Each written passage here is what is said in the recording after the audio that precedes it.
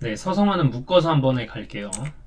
서강대 같은 경우에 원래 나군에서만 모집했는데 올해 다군 자유전공학부 신설이 되었고 나군에도 자유전공학부는 있습니다. 그래서 바뀐 내용들을 살펴보시면 자유전공학부가 신설이 되었다. 그 다음에 투 과목이 원래 각가산이었는데 그냥 응시했으면 최대 한 과목만 적용을 받습니다. 이렇게 서강대가 있다는 거 알고 계시면 되고 반영비도 바뀐 건 없어요. 다음으로 성균관대. 성균관대는 이따가도 설명드리겠지만 A, B 이런 식으로 내가 해당 반영비 중에 잘 본 반영비를 선택할 수 있게끔 자동으로 선택이 됩니다. 계산도 다 자동으로 되고요. 그 다음에 이제 군이동이 있는데 인문과학, 사회과학, 군이동이 되었다. 이거는 성대 입장에서도 좋은 거고 수험생 입장에서도 좋게 돼요. 나군의 이제 안정적인 카드들을 잡고 연대나 고대, 뭐 또 다른 상경계열 같은 것들을 질러볼 수 있게 되니까. 그 다음에 경영도 군 이동을 했고 글로벌 바이오메디컬 다군으로 이동을 했고 다군 이제 신설이 됐는데 보통 이제 다군은 모두 다 탐구 한 과목만 반영된다라고 생각하시면 돼요. 위에 이제 고대 같은 경우가 있기는 하지만 사실 뭐 100분위 입결, 뭐 70% 어디가 입결 같은 거에 있어서는 이 한 과목만 반영되는 성균관대가 왕이겠죠. 다음으로 넘어가서 한양대입니다. 한양대는 가 나군 원래 학생들을 모집했었는데 올해 다군 자유전공이 신설이 됐어요. 60명 크게 모집을 하고 반영비 자체는 다릅니다. 그래서 뒤에 반영비 변경이랑 함께 조금 더 설명을 드릴게요. 시행계획에는 없었던 거라 그래서 다른 자료에 없던 경우들이 있는데 알고 계시면 되겠고 이거는 인문계열 반영비예요. 초록색이 작년이고 파란색이 올해입니다. 그래서 사탐 가사는 연대는 3%, 한양대는 미정인데 아마 없겠죠. 그 다음에 나머지 곳들은 없습니다. 그래서 바뀐 내용들을 보시면은 저번에도 말씀드렸듯 연대 같은 경우에는 올해 국어 잘 본 학생들에게 기회의 땅이 된다라고 말씀을 드렸는데 아래도 마찬가지예요. 아무래도 교차 지원으로 넘어온 학생들 만족도가 떨어지기도 하고 그래서 수학 반영비를 조금 더 낮추거나 국어를 높인 그런 모습들. 한양대 같은 경우에도 상경계열 수학 반영비가 낮아졌고 그 다음에 국어 영향력이 조금 더 올라갔다 정도로 생각을 하시면 되겠습니다. 그래서 올해는 인문 특히 국어 잘하는 학생들한테는 기회가 늘어난다. 근데 여기 빨간색으로 표시해놨어요. 변별이 잘 되면 잘 될수록. 이게 무슨 말이냐면 작년 국어 같은 경우엔 1등급이 이렇게 여러 구간으로 나뉘었죠. 그래서 다 맞은 친구들은 150점, 뭐 난이도에 해당하는 표준 점수를 150점 가져가고 1등급 커트라인에 있는 친구들은 133점을 가져갔는데 재작년 국어로 따지면 그 차이가 크지 않았어요. 올해 9월처럼 쉬운 국어가 나타날 경우에도 마찬가지죠. 그래서 국어 잘하는 학생들 같은 경우엔 국어 변별이 잘 되기를 기도해야겠습니다. 자, 그 다음에 이런 파란색 모집 단위들은 보통 이제 탐구 반영비가 낮았던 그 다음에 수학 반영비 비중이 좀 높은 그런 곳들이에요. 특히 이제 연대 같은 경우에도 작년에 인문 교차를 많이 했죠. 왜 그러냐면은 탐구 반영비가 이렇게 낮으니까 국수빨로 좀 밀어붙일 수 있었어요. 근데 올해 같은 경우에는 반영비가 좀 다르게 바뀌었다 보니 그래서 이렇게 파란색으로 색칠해 놓은 친구들이 조금 그래도 수학 잘 보고 과탐 망하는 학생들의 보금자리다 라고 생각을 해두시면 좋겠습니다. 그래서 이렇게 인문 교차 지원은 다음과 같이 넣어두었고 이런 곳들은 사탐 가산도 없어요. 수학도 좀 잘 쳐주고 이제 이렇게 반영비가 조금 독특해지다 보니까 군 조합이 여러 가지로 갈려요. 이런 특정 연세대식으로만 더 유리해지는 학생들이 있고 성균관대 B식으로만 더 유리해지는 학생들이 있고 그러다 보니까 이제 본인 유불리가 명확하게 갈리고 유리한 대학에서 확실히 원서 조합을 짤 수 있게 되다 보니까 이제 작년이랑은 양상 자체가 다릅니다. 작년은 어떻게 이렇게 충원율이 높게 돌았는지 추가 합격이 많이 이루어져 있는지 이렇게 원서 조합을 짤 수 있었다고 이런 생각이 드실 텐데 당연하죠. 작년이랑 반영비 자체가 다르니까. 그래서 잘 생각해 두셔야 되는 건 이렇게 혼란스러울수록 절대적으로 안정적인 카드들을 하나 반드시 잡지 않으시면은 이게 합격이라고 생각되는 데에서 예상치 못하게 불합격을 받으실 수 있으니까 그런 상황을 좀 주의하셨으면 좋겠고요. 다음으로 자연계열입니다. 자연계열 반영비는 인문계열보다는 바뀐 게 크게 없어요. 위에 보시면 서, 연, 고, 서강 전부 다 똑같죠. 그 다음에 성균관대만 A, B로 구분이 되었고 한양대도 과탐 반영비를 좀 대폭 낮췄죠. 네, 그렇게 바뀌었는데 다음으로 좀 넘어가서 보시면은 이제 가산점으로 설명드리면 중앙대는 여기 뺐는데 서울대 고대는 과탐 필수, 연대는 3%, 성균관대도 미정, 최대 5%, 한양대는 미정입니다. 중앙대는 5%로 확정을 지었고요. 그러면 이제 이과 학생들도 입장이 갈리죠. 예를 들면 사탐을 섞어둔 친구들은 가산 제발 낮게끔 해줘라. 그 다음에 과탐 섞인 학생들은 무조건 과탐 가산이 높길 바라고 있겠죠. 이건 수험생의 입장이고, 대학의 입장에선 이런 고민들을 하게 돼요.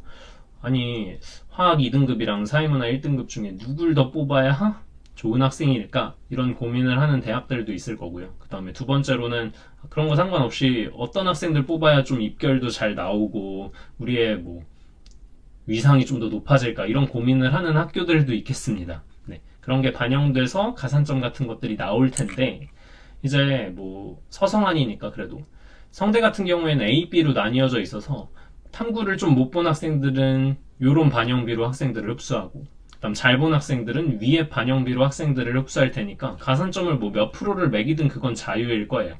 그다음에 학생들도 잘 모집을 할 텐데, 이제 골치는 이 한양대가 아프죠. 왜냐면 탐구 반영비도 조금 낮췄겠다. 이걸 누굴 따라해? 아니면은 마이웨이를 걸어가야 하나 하는 생각을 가질 텐데, 저는 그냥 이렇게 화끈하게 질러버렸으면 좋겠어요. 어차피 공대 학생들 선호도 자체는 서성한 라인에서는 한양대가 그래도 우위를 점하고 있기도 하고, 그래서 과탐 상위권 학생들을 쭉쭉 흡수하는 그런 시나리오를 좀 만들면 좋지 않을까. 괜히 이제 100분위 입결이라든지 그런 것들 신경 써서 애매모호하게 학생들 받았다가는 전략이 좀 실패하지 않을까라는 그런 생각이 듭니다. 그래서 가산점을 좀 높게 때려볼 수도 있지 않을까라는 생각이 들고요. 근데 이제 그냥 고민이 많이 되는 부분들은, 대학들이 사탐을 우대한다든지 100분위 입결을 올리는 작전을 취하는 거는 뭐 대학의 입장이겠지만, 그렇게 될 경우에 내년에 원과목 빠지는 인원들이 더 늘어날 거예요. 그래서 사탐론을 조금 더 조장하기도 하고, 그렇게 될 경우에는 막 진짜 혼란스럽죠. 서울대 같은 데야 뭐 배짱 있게 그냥 배짱 장사하면 되죠. 2과목 가산점 주겠다, 과탐 아니면 안 받아 라는 식으로도 할 수 있는데, 그 외 나머지들은 그거에 영향을 받아서 수험생들이 무슨 진짜 과목 선택도 한참 나중에 하게 되는데 그 전에 계속 갈팡질팡 하게 되거든요. 뭐가 유리해 불리해, 가만히 공부만 하고 있어도 모자란 그런 상황에 이런저런 고민 때문에 특히 올해 진짜 많은 고민들을 하셨을 겁니다. 그래서 제발 좀 그만 바뀌었으면 좋겠어요. 네, 저야 뭐 사실 혼란스러워지면 좋죠. 자료 정리할 것도 늘어나고, 그래서 컨설팅도 하고 하는 건데, 진짜 좀 운이 개입되는 부분이 지나치게 많다는 그런 생각이 듭니다. 그래서 좀 적당히 했으면 좋겠다는 주저리였고요. 그 다음에 이거는 뭐 멈춰두고 보시면 돼요. 점수 계산해 놓은 건데, 이제 반영비는 그렇게 알겠는데 이 35, 25, 영어 10 감점 가산점이 어느 정도 규모인지 모르겠어요 하시는 분들을 위해서 국어 표준 점수 1점당 그 대학식으로 총 몇 점인지, 수학 1점당 총 몇 점인지 이런 부분들을 제가 담아놓은 겁니다. 그 다음에 영어 1, 2등급 차이도 함께 좀 적어놨는데, 멈춰두고 살펴보시면 이런 반영비 이렇게 해당이 되는구나 보실 수 있을 거예요. 그래서 일반적으로 뭐 시험 난이도에 따라 다릅니다. 변별이 좀 잘 됐을 때 국어 2점 한문항 표준 점수 1점, 4점 한문항 3, 4점 정도인데, 이렇게 보면은 연대 1, 2등급 차이는 진짜 크구나 라는 게 좀 느껴지실 거예요. 진짜 크구나, 인문 자연 할 거 없이 크네. 그 다음에 성균관대는 작년에 영어 1등급, 2등급 점수 자체를 똑같이 했어요. 2를 받아도 그러니까 1로 쳐준 거죠. 그래서 이제 작년에는 그 차이가 없었는데 올해는 영어 1등급 그러니까 1등급 비율에 따라서 또 다르게 나타나겠죠. 근데 뭐 아무튼 맘대로구나.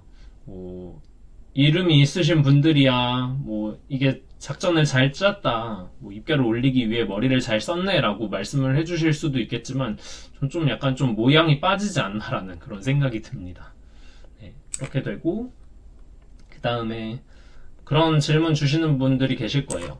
위에 보면은 얘는 되게 깔끔하잖아요. 서울대, 뭐 고대, 성대 뭐 이런 데들은 반영비에 맞춰서 깔끔한데, 한양대 같은 경우엔 특히 상경은 35% 자체가 동일한데 왜 얘네는 점수 자체가 2.69, 2.52 달라요? 하시는 분들이 계실 수 있어요. 그래서 뭐 대충 모르셔도 되는데, 대학마다 점수 산출하는 방식이 달라요. 한양대는 획득비라는 걸 사용합니다. 그래서 만점 표점으로 이 점수 자체를 나누게 돼요. 그래서 이제 해당 당해년도 입시 결과, 그러니까 채점 결과에 따라서 이 수치가 바뀌어서 국어의 영향력이 조금 더 늘어나는지 수학의 영향력이 조금 더 늘어나는지 그런 부분에서 차이가 조금 생긴다라는 부분만 알고 계시면 될 것 같고요. 그래서 뭐 그럴 때는 쉬운 과목 실수하면 아주 조금 더 불리합니다. 아주 조금 더 불리한데 뭐 이런 부분들은 넘어가셔도 되겠고, 원래는 준비를 했었는데 너무 산으로 가는 것 같아서 나중에 설명을 따로 드리겠습니다.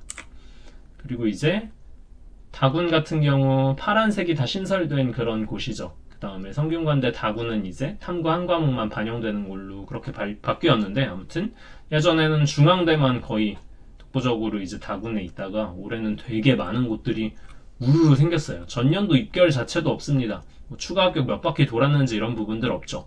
대신 이제 선택지 자체가 갈리다 보니까 여기에서 이제 울고 웃는 사람들이 생기기 마련이겠죠. 그래서 그런 부분들 알고 계시고, 그다음 마지막으로 드릴 수 있는 말은 반영비 바뀐 부분들 보셨을 거예요. 성균관대도 A, B 바뀌고 이제 가산점도 사탐 가산이 있는 곳, 과탐 가산이 있는 곳 다 다르죠. 그래서 유불리가 명확하게 바뀌다 유불리가 명확해집니다.